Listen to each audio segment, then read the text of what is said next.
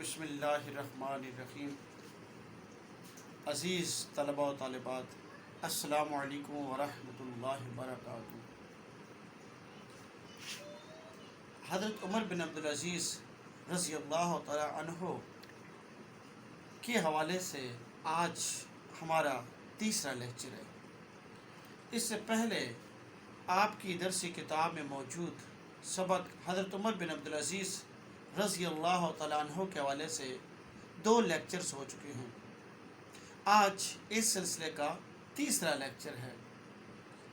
اگر آپ مجھے فالو کر رہے ہیں تو یقیناً آپ کو علم ہوگا کہ ہم نے کل 2 صفحات پڑھ لیے تھے، اور آج ہم حضرت عمر بن عبدالعزیز رضی اللہ تعالیٰ عنہ کے سبق جو کہ علامہ شبلی نعمانی رحمۃ اللہ علیہ کا تحریر کرتا ہے، جو بنیادی طور پر ان کا ایک مقالہ ہے، اور یہ مقالہ مقالات شبلی جلد 4 میں موجود ہے۔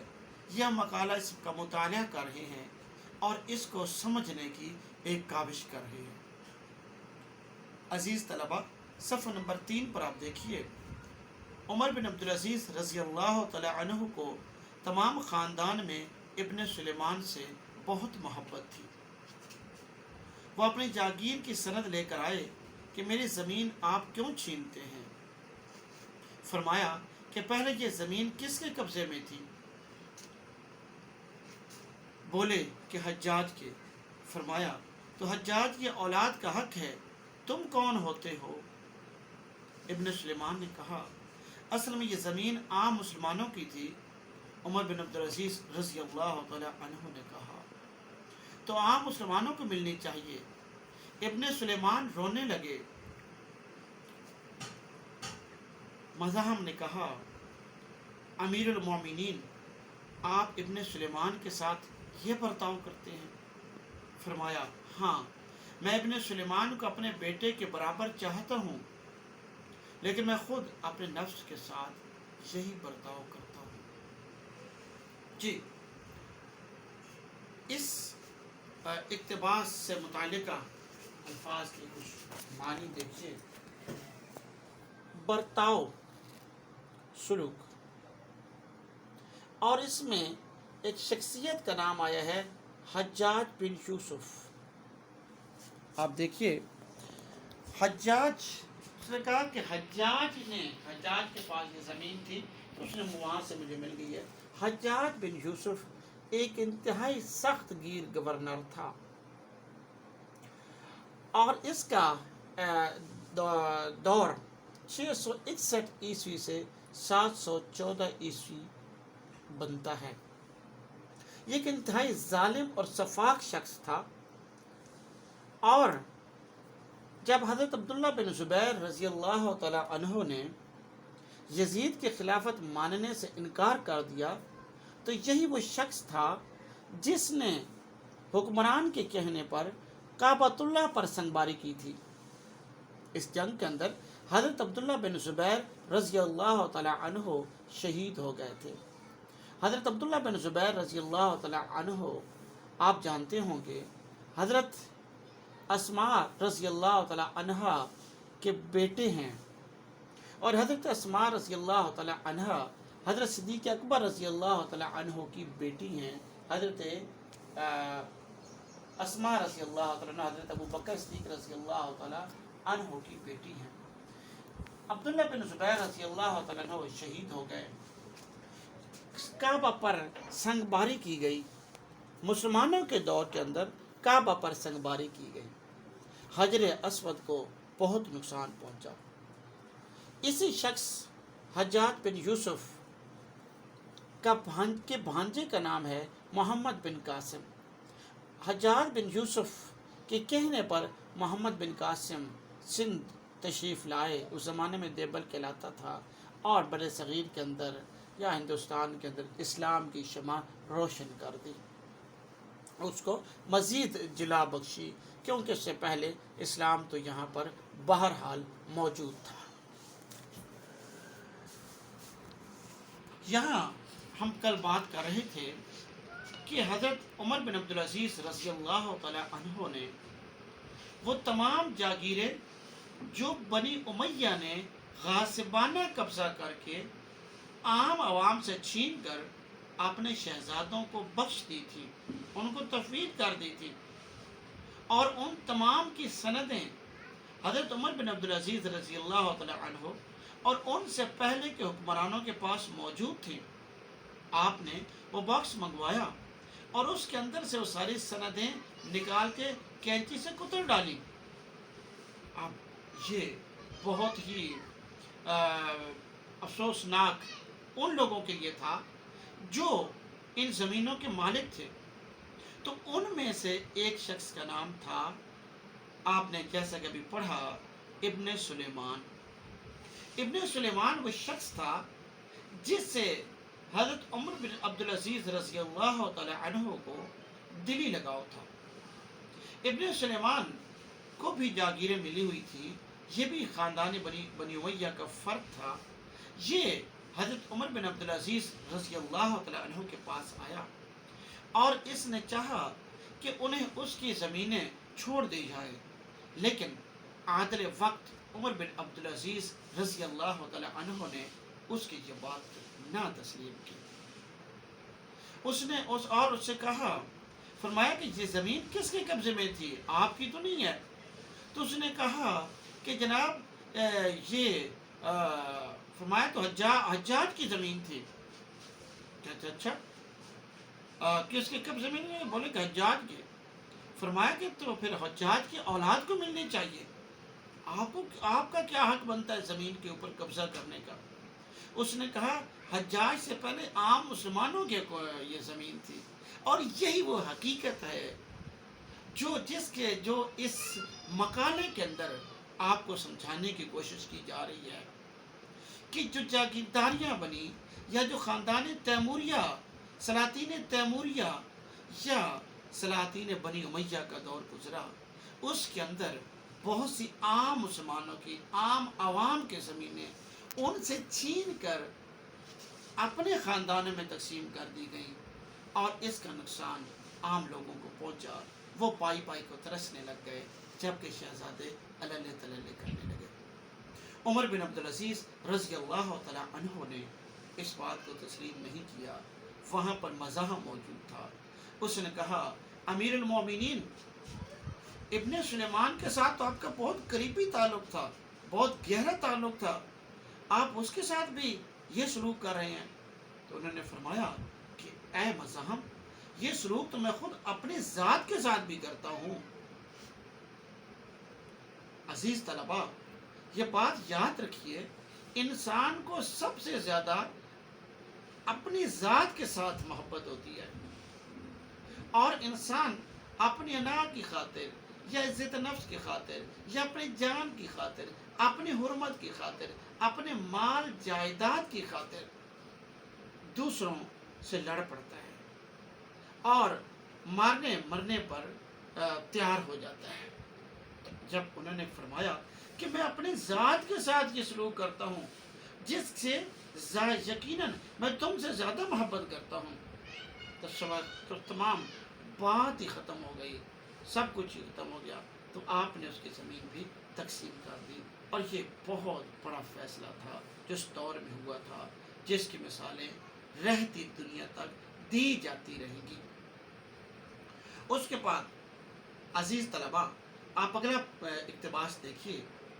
بنو امیہ کے دفتر اعمال میں سب سے زیادہ قوم کو برباد کرنے والا یہ واقعہ ہے کہ انہوں نے آزادی اور حق گوئی کا استحصال کر دیا تھا۔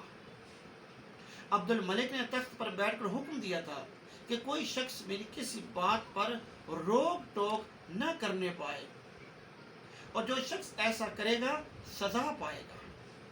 اگرچہ اس پر بھی آزادی پسند عرب کی زبانیں بند نہ ہوئی، تاہم بہت کچھ فرق آ گیا تھا۔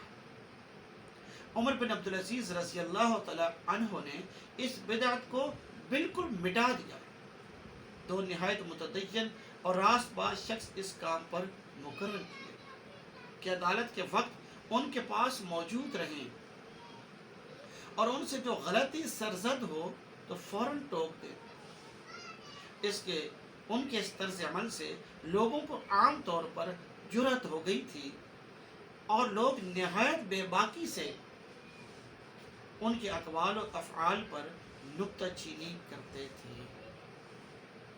اس کی وضاحت کرنے سے پہلے، اس اقتباس کی تشریح یا وضاحت کرنے سے پہلے اس کے اندر کچھ معنی اور مفاہیم پر ایک نظر ڈالتے ہیں۔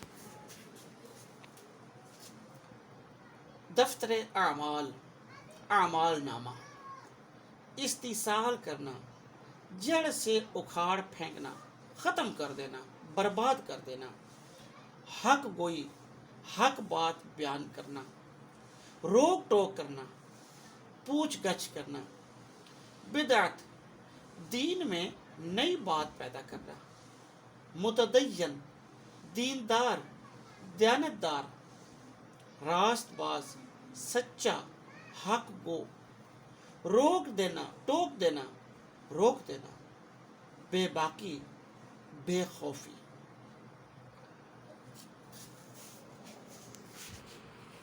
جی، ایک اور بہت بڑی برائی جو عام طور پر حکمران طبقے کے اندر آ جاتی ہے، اور یہ تمام دنیا کے اندر یہ برائی یکساں موجود ہے، یا موجود تھی رہتے زمانوں سے یہ برائی موجود رہی ہے اور رہے گی۔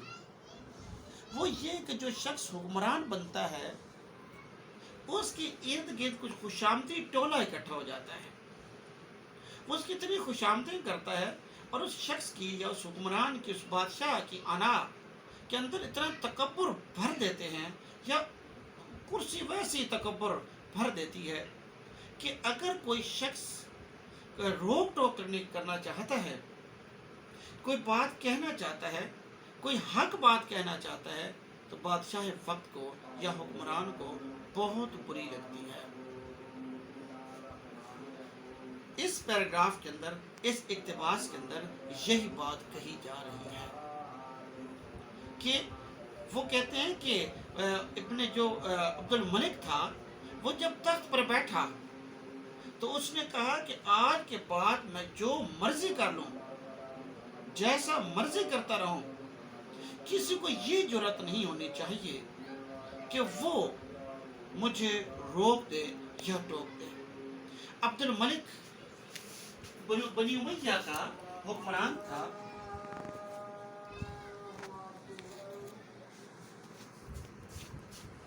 تھوڑا سا آذان کے لیے توقف کرتے ہیں۔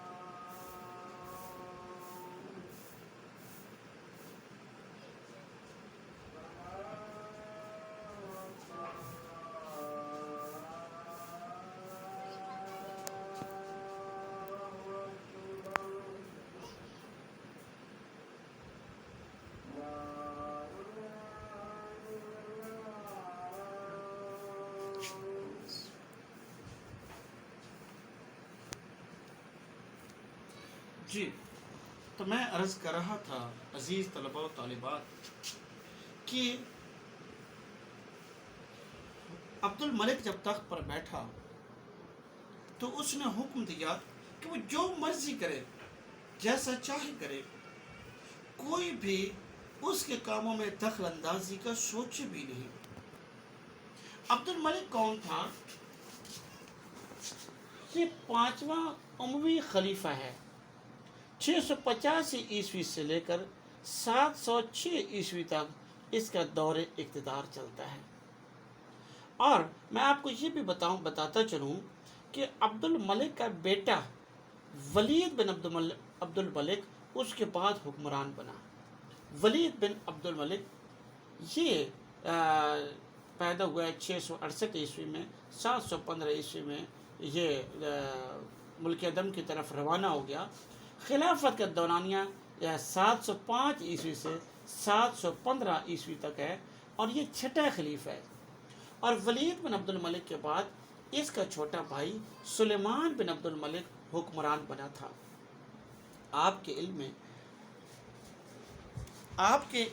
علم میں یہ بھی یقیناً ہوگا کہ ولید بن عبد الملک وہ حکمران تھا جس سے اللہ تعالیٰ نے دو بہت اچھے کام لیے۔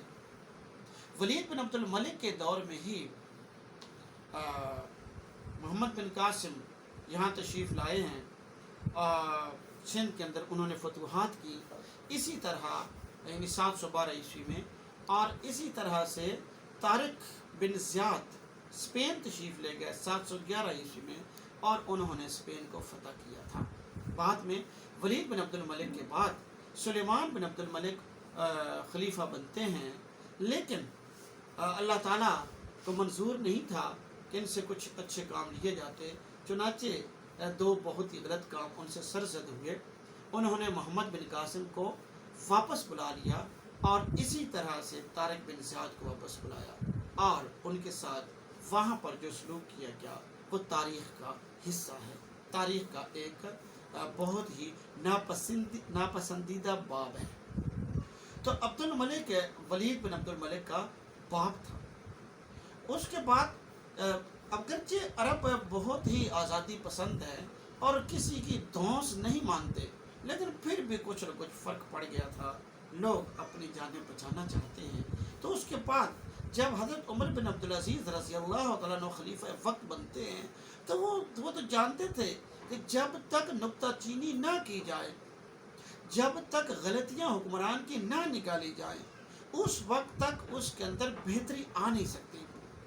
اس لیے انہوں نے دربار کے اندر دو شخص بٹھا دیے جو دیندار تھے، راست باز تھے، یعنی اسٹریٹ فارورڈ تھے، اور صرف یہی نہیں، وہ اسلام، قرآن اور حدیث کو بہت اچھی طرح سمجھتے تھے، تاکہ خلیفہ وقت جب کوئی حکم صادر کرے تو وہ قرآن و حدیث سے متجاوز نہ ہو، اور اگر ایسا ہو جائے تو انہیں اجازت تھی کہ وہ روک ٹوک دیں۔ دوسری بات، لوگوں کو یہ جرأت دلانا تھی کہ وہ خلیفہ وقت کے جو غلط اقدامات ہیں ان کے اوپر نکتہ چینی کر سکیں، اور اس سے یقیناً حضرت عمر بن عبدالعزیز رضی اللہ تعالیٰ عنہ کا یہ مقصد پورا ہو گیا، اور کئی لوگ نکتہ چینی کرنے لگ گئے تھے۔ جی، اس سے اگلا اقتباس پڑھتے ہیں۔ محدث ابن جوزی نے بسند یہ واقعہ نقل کیا ہے کہ مسلمہ بن عبد الملک جو خاندان بنی امیہ کا دست و بازو تھا، نے ایک گرجا کے متولیوں کے مقابلے میں دعویٰ دائر کیا۔ فریق مقدمہ جو عیسائی تھے اجلاس میں حسب قاعدہ کھڑے تھے، لیکن مسلمہ کو چونکہ خاندانی زعم تھا اس لیے بیٹھ کر گفتگو کرتا تھا۔ عمر بن عبدالعزیز رضی اللہ تعالیٰ عنہ نے کہا، تمہارا فریق مقدمہ کھڑا ہے اس لیے تم بیٹھ نہیں سکتے، تم بھی اس کے برابر کھڑے ہو جاؤ، یا کسی اور کو مقرر کرو جو تمہاری طرف سے مقدمے کی پیروی کرے۔ مقدمے کا فیصلہ بھی مسلمہ کے خلاف کیا، یعنی زمین متنازع گرجا کے متولیوں کو دلا دی۔ کہ اس اقتباس کے کچھ الفاظ معنی دیکھیے۔ दस्त व बाजू होना, मददगार होना। गिरजा ईसाइयों की इबादतगाह, कलीसा। मुतवल्ली मुंतजिम, इंतज़ाम करने वाला। फरीक मुकदमा, मुकदमे का दूसरा फरीक। जब एक मुकदमा दायर किया जाता है तो उसके अंदर दो फरीक होते हैं, हस्ब कायदा, कानून के मुताबिक। ज़ाम, गुरूर, तकब्बुर। मुतनाज़िया, झगड़े वाला। जी, आपने देखा कि हज़रत उमर बिन अब्दुल अज़ीज़ रज़ी अल्लाह तआला अन्हु के दौर में किसी किस्म के रंगो नस्ल का इम्तियाज़ बाकी नहीं रखा जा रहा था। हर जगह अदल से काम लिया जा रहा था। अदल एक लकीर थी और इसे क्रॉस करने की इजाज़त नहीं थी। जो भी इस कानून को तोड़ता था उसे सज़ा दी जाती थी। वो भले हुक्मरान होता था और भले कोई शहज़ादा होता था। मुस्लिम बिन अब्दुल मलिक उमवी ख़ानदान का शहज़ादा था और हुक्मरान ख़ानदान रहा था उसका, उसे ज़ाहिर है ज़ाम होना ही था। इसी वजह से वो ईसाइयों के मुकाबले पर आ गया। लेकिन उमर बिन अब्दुल अज़ीज़ रज़ी अल्लाह तआला अन्हु ने क्या किया? अदालत के अंदर अपने गुरूर और तकब्बुर की वजह से बैठा हुआ था। आपने फरमाया कि ईसाइयों के बराबर खड़े हो जाओ, आप दोनों के ऊपर मुकदमा है। और जब दोनों की बात सुन ली तो फिर फैसला क्या किया? फैसला ये कर दिया कि जो मुस्लिम बिन अब्दुल मलिक है वो गलती पर है, जो ईसाई हैं वो दुरुस्ती पर हैं, और उनके हक में फैसला सुना दिया। उस दौर में छोड़ आज के दौर में भी गैर मुस्लिमों किसी भी अक़लियती मुल्क के अंदर, किसी भी अक्सरियती ममलिकत के अंदर, मुल्क के अंदर, रियासत के अंदर जो अक़लियतें हैं उनके हक में फ़ैसले बहुत कम होते हैं। उन्हें तरह तरह से ज़िदोकोब किया जाता है। लेकिन यहाँ तो कुछ और ही मामले ही उलट हो गया था कि ये अहद ज़री था, ये अहद उमर बिन अब्दुल अज़ीज़ रज़ी अल्लाह तआला अन्हु था। जी, अगला तालिब अज़ीज़ तलबा, अगला आप देखिए इक़्तिबास।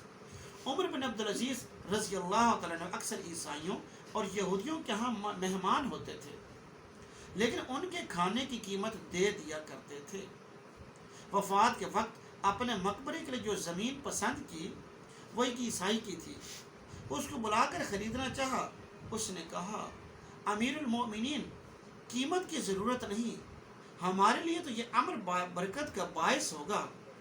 लेकिन उन्होंने न माना और 30 दिनार देकर वो ज़मीन ख़रीद ली। आप देखिए यहाँ कुछ कॉमाज़ आए हैं जिसको उर्दू में सक्ता कहते हैं। इसी तरह अमीरुल मोमिनीन के बाद एक अलामत आई है, मार्क ऑफ एक्सक्लेमेशन, जिसे उर्दू में निदाइया कहते हैं, फ़िजाइया भी कहते हैं।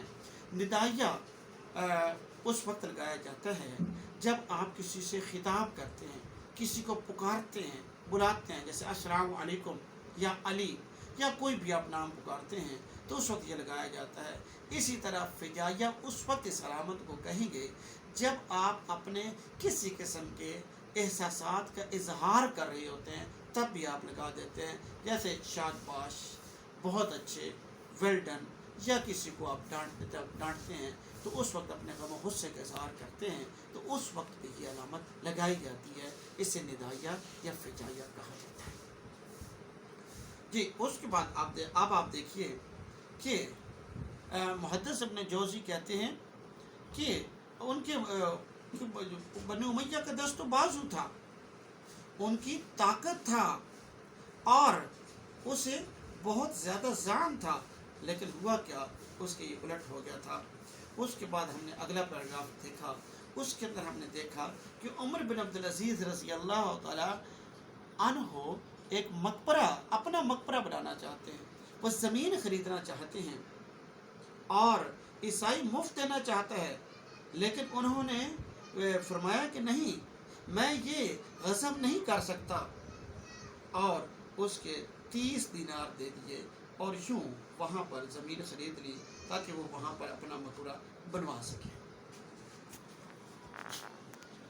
मकबरा, कब्र, मज़ार, अम्र فعل کام، بہتات کثرت، دینار سونے کا سکہ کرنسی، اس زمانے میں یہ سونے کے سکے چلتے تھے، بعد میں مختلف جو دھاتیں ہیں ان کے سکے چلتے رہے ہیں۔ افغانستان کے اندر بچے سکر چمڑے کے سکے بھی جاری کیے تھے مختلف زمانوں میں، مختلف بہت بعد میں آ کے جو کاغذ سے روپیہ بنانا شروع کر دیا لوگوں نے، تو اب جو کاغذ سے روپیہ بنایا جا رہا ہے، اس سے پہلے تانبے کے، چاندی کے، سونے کے، لوہے کے، مختلف دھاتوں کے سکے رائج رہے ہیں۔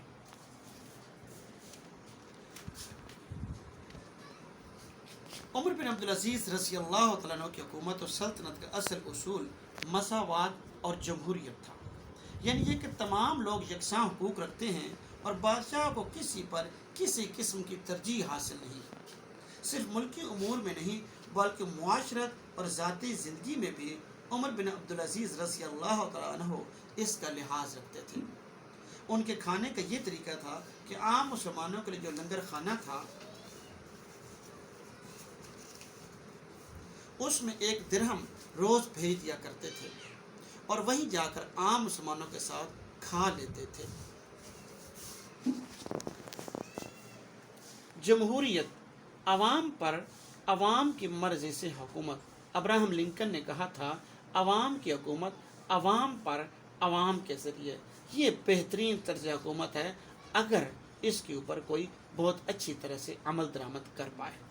یکساں، برابر، ترجیح، برتری، ملکی امور، حکومت و ملک سے متعلقہ کام، معاشرت، رہن سہن۔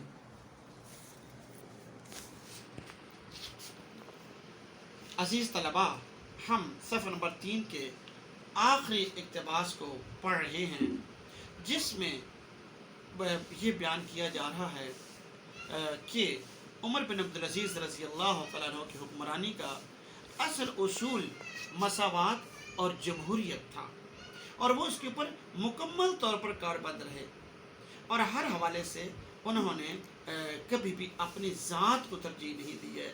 اسی طرح عام مسلمانوں کے لیے ایک لنگر خانہ تھا۔ لنگر خانہ کیا ہوتا ہے؟ دیکھیے، لنگر خانہ کہتے ہیں روزانہ کھانا تقسیم کرنے کی جگہ۔